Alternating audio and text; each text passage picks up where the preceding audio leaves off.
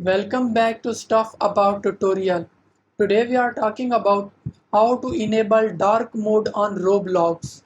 Why would you want to know how to enable dark mode on Roblox?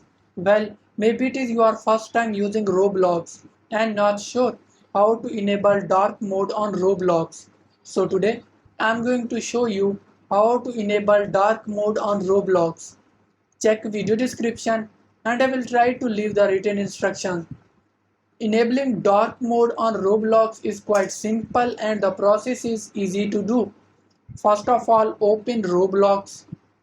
Now you are seeing different options in left corner. Click on button having three dots. Now click on settings. Click on account info. Scroll down. Now you are seeing theme. Click on light button. Select dark. There you go. If you wanted to know how to enable dark mode on Roblox, that is the easiest way I know how. If you know another way, to leave a comment below.